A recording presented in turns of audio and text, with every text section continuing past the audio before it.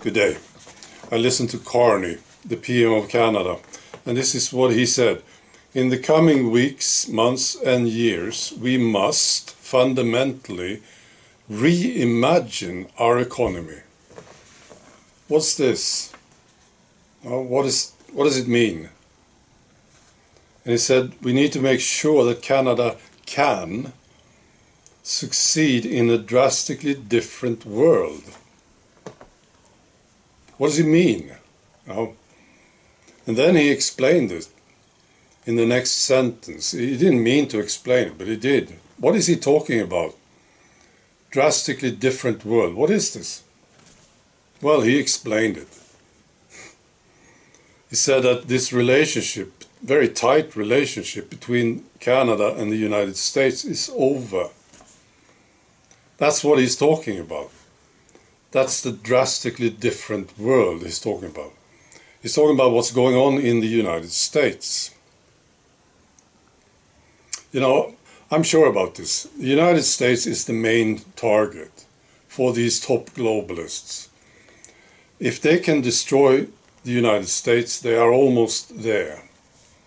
You know, they want something different for all of us, of course. And it's not good for the people, what they want. So destroying the United States was the main target. And it still is.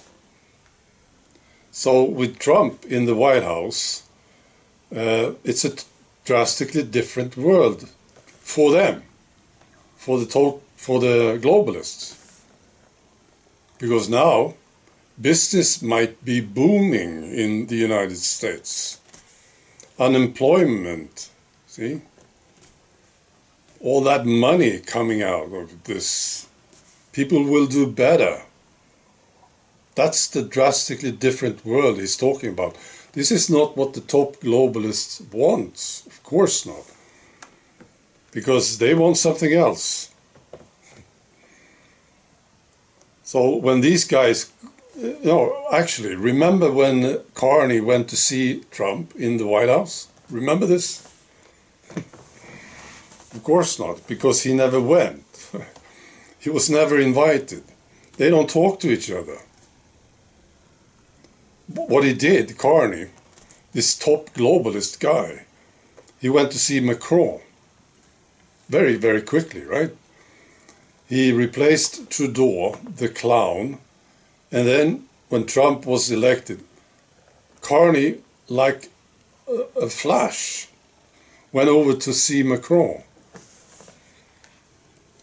And he doesn't talk to Trump. So of course, this is a team. We're talking about a team here. And of course, Macron is one of them, and Carney, absolutely. And, Keir Starmer and all these guys. They are working for another agenda, and that is to make the United States suffer. So that's what I think is going on now. They want to build up this conflict. Canada, Europe will be the main players, right? And somehow they want to get to the United States and stop the United States from doing well.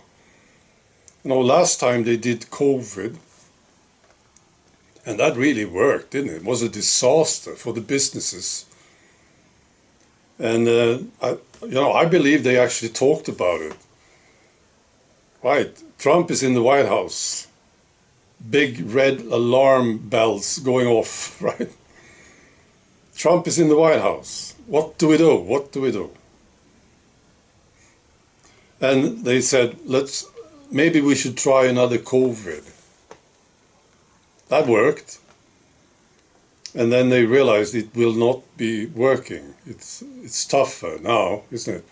Fauci is gone, and Robert F. Kennedy Jr. is the health minister. And all those people who now know what we did, right? It's going to be tough. Maybe we can make them wear the mask again. No, I'm not sure about this. So they decided not to try another COVID. Not on the same scale at least. Right? I know they are trying with different things. So I think this is one of their projects, to create this huge sort of financial war. And they don't care about the people. The people will suffer. You know, people in Germany, in Canada, you know, they don't care. Let's have a war. We have to get to the United States now. Right. No, they don't care at all about the people. And that's why I think it's sort of desperate, right? Because they have to understand what's going to happen. What's going to happen with these German car manufacturers, for instance, or the French wine industry, Swedish steel industry. What's going to happen? The people will suffer, of course, but they don't care. Not one bit. They want the whole thing to go down, by the way, but you know, the United States is the main target. All right. Be good.